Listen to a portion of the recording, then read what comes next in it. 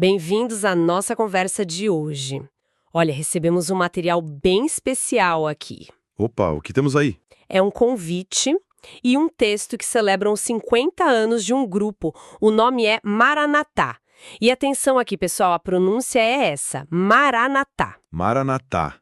Interessante, 50 anos é um marco e tanto? Exatamente. E a mensagem deles é forte, 50 anos de fé, amor e serviço. A ideia aqui é a gente explorar um pouco essa história, sabe? Entender o significado, o legado deles, com base nesse material que chegou pra gente. Legal. Meio século de um grupo comunitário ainda mais religioso é uma história de resiliência, né? Pois vê. Desperta a curiosidade, o que será que manteve essa chama acesa por tanto tempo? Ok, vamos desembrulhar isso juntos. Com certeza. A longevidade desses grupos, sabe, especialmente os de fé, é sempre algo que chama a atenção. Atravessar tantas décadas, tantas mudanças. Muita coisa, né? Sim. Mostra que tem algo forte ali. Um propósito claro, talvez. Capacidade de se adaptar. E, claro, um senso de comunidade, de pertencer a algo. É um testemunho, sem dúvida.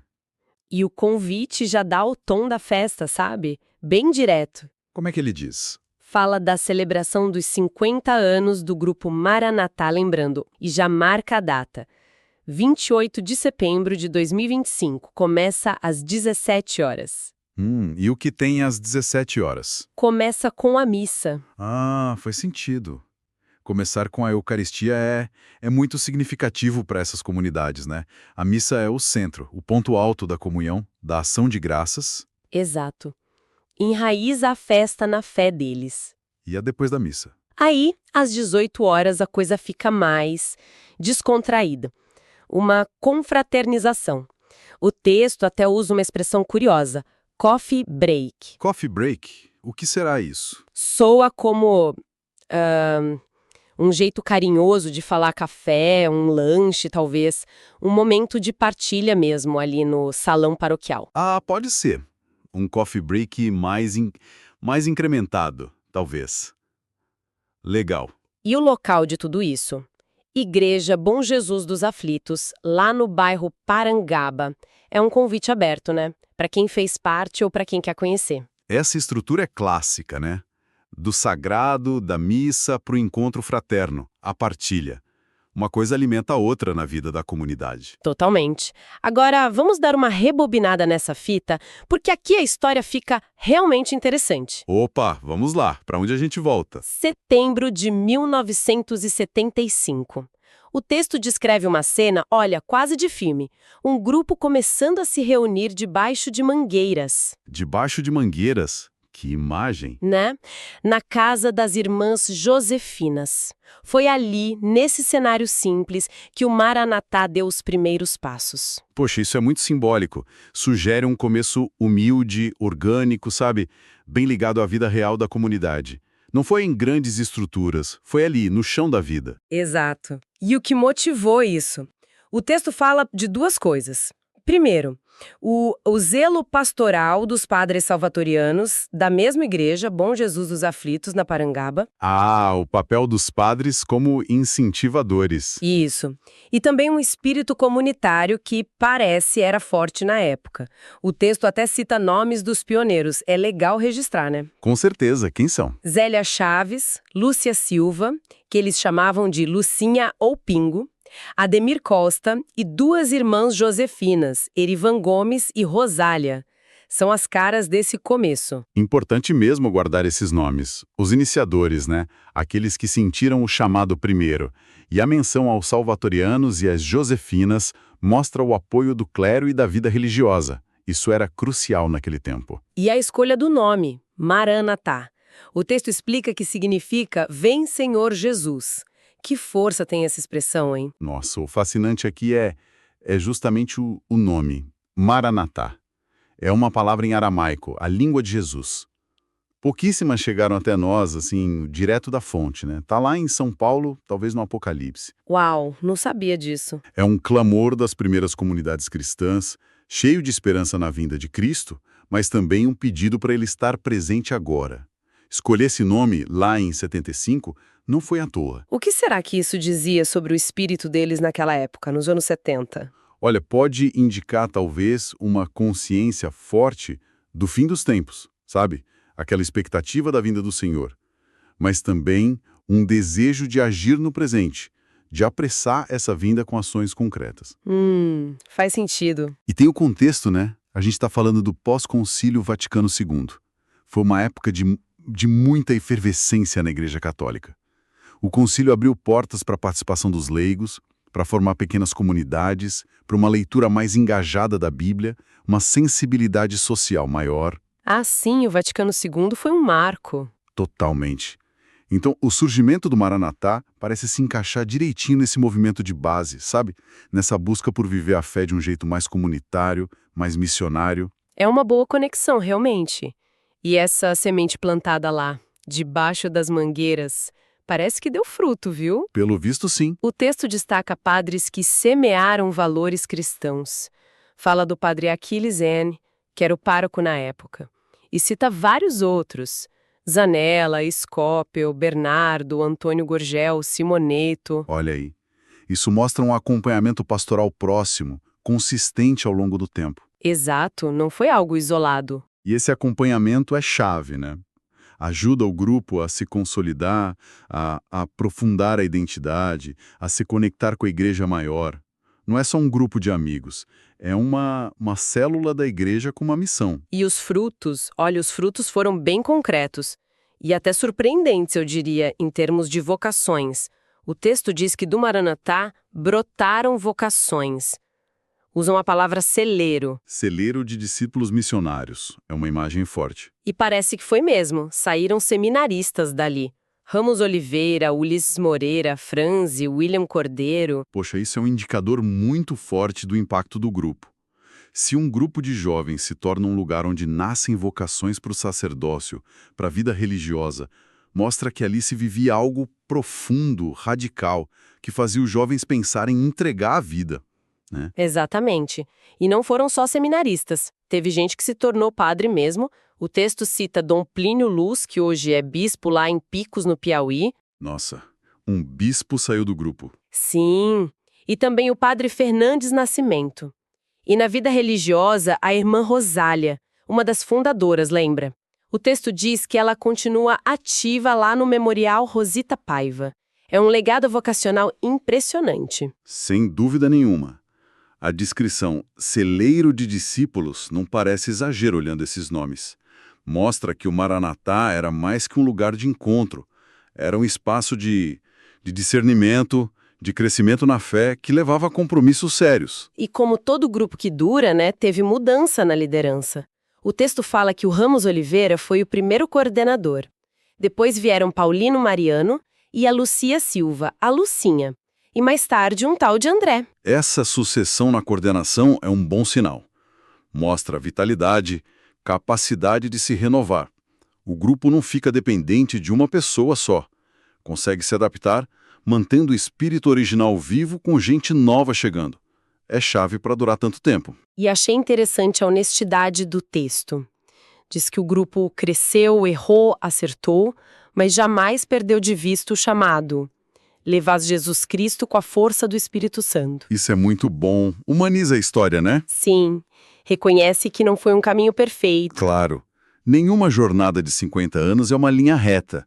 Admitir erros e acertos mostra autoconsciência, humildade.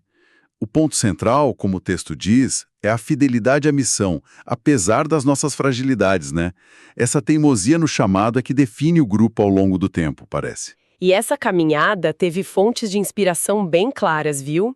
O texto cita nomes de peso no pensamento católico, social. Quem são eles? Dom Aloísio Lorscheider, Dom Helder Câmara, Leonardo Boff, Frei Beto, Padre Júlio Lancelotti, Padre Lino Alegre e até o Papa Francisco. Diz que as palavras deles ecoaram como profecias, alimentando uma utopia cristã. Uau, que constelação! Se a gente conecta isso ao quadro geral, essa lista diz muito. O que ela diz na sua leitura? Olha, são todas figuras ligadas de um jeito ou de outro a uma igreja mais voltada para a justiça social, para os direitos humanos, para a famosa opção pelos pobres. E mais recentemente, com o Papa Francisco, a ecologia integral também. Entendi. A gente tem aí ícones do episcopado profético brasileiro, como Dom Helder, Dom Aloysio Lorscheider. Tem gente da teologia da libertação, como Boff, Beto. Figuras de ação direta com os marginalizados, como o Padre Júlio, o Padre Lino. E o Papa Francisco, que meio que sintetiza muitas dessas preocupações hoje. Então, mencionar essas figuras sugere que o Maranatá não era um grupo de fé fechado em si mesmo, tinha essa pegada social forte. Exatamente. Indica que buscaram viver uma fé com os pés no chão, sabe? Atenta aos problemas do mundo, especialmente dos que sofrem mais. A tal utopia cristã que o texto fala deve ser isso, buscar viver aqui e agora os valores do reino de Deus. Justiça, fraternidade, paz, cuidar da criação. Uma fé engajada. Isso. É uma marca forte da igreja na América Latina, né? Impulsionada pelo Vaticano II, por Medellín, Puebla.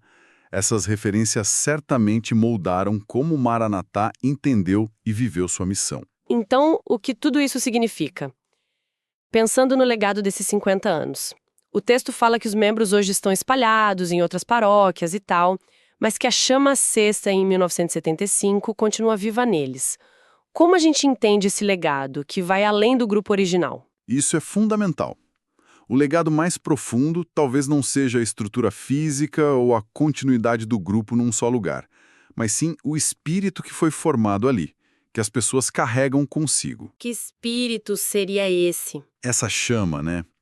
Pode ser um conjunto de valores, de atitudes, o ardor pela missão, a sensibilidade social, a importância da comunidade, uma espiritualidade ligada à vida. É algo que a pessoa internaliza e leva para onde for. O texto usa uma imagem bem forte para o jubileu.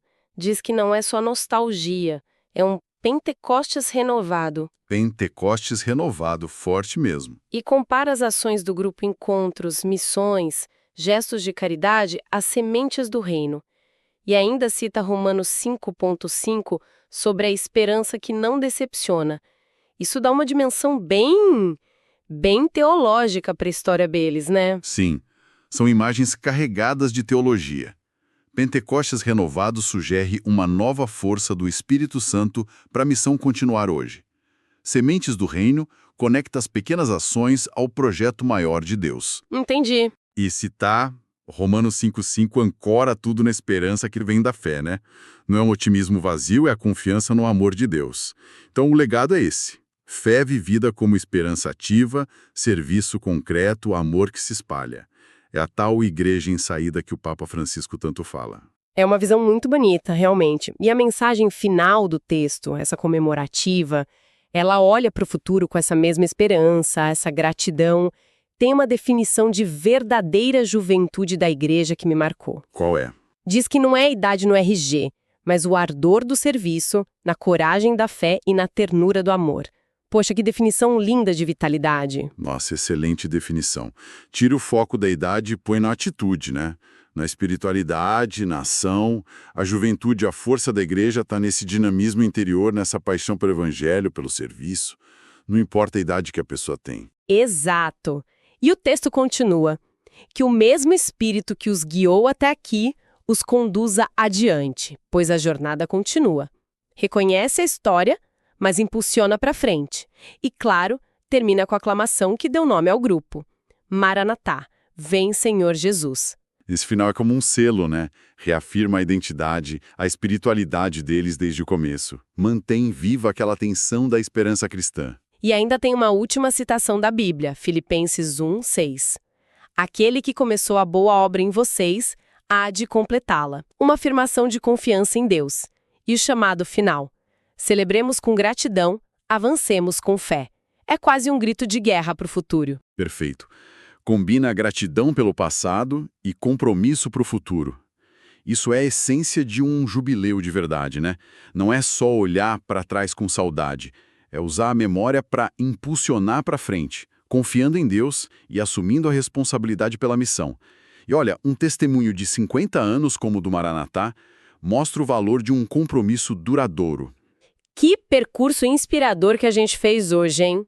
Recapitulando rápido nossa conversa, a gente explorou essa história rica de 50 anos do Grupo Maranatá, Vimos como algo que começou simples, debaixo das mangueiras, cresceu, virou um celeiro de vocações, viveu uma fé engajada, se inspirou em grandes nomes e manteve a chama acesa por meio século. Uma bela história de fé em comunidade, de serviço, de resiliência. Uma micro-história que reflete, no fundo, a vida de tantas outras comunidades que são a base da igreja, né? Fermento na sociedade. Na Igreja Bom Jesus dos Aflitos, na Parangabá. Depois tem confraternização e a gente agradece muito a quem nos mandou esse material que permitiu essa conversa tão rica sobre a jornada do Maranatá. Foi um privilégio conhecer essa história de verdade. E ela acaba provocando a gente, né? Isso levanta uma questão importante, eu acho. Qual questão? Pensando nessa trajetória de 50 anos, com os frutos, os desafios, a persistência, que tipo de sementes a gente está plantando hoje? Nas nossas comunidades, nos nossos grupos, no nosso dia a dia de serviço? Que legado a gente está construindo que, quem sabe, possa ser celebrado daqui a 50 anos? O que será que é essencial para manter uma chama acesa, assim, com tanto vigor por tanto tempo? Uma reflexão muito pertinente para a gente terminar. Pois é, histórias como a do Maranatá lembram que comunidades unidas por um propósito forte, alimentadas pela fé, pela esperança, pelo amor concreto, elas têm potencial enorme de transformar e de durar, deixando marcas boas no mundo. São como pequenos faróis de esperança.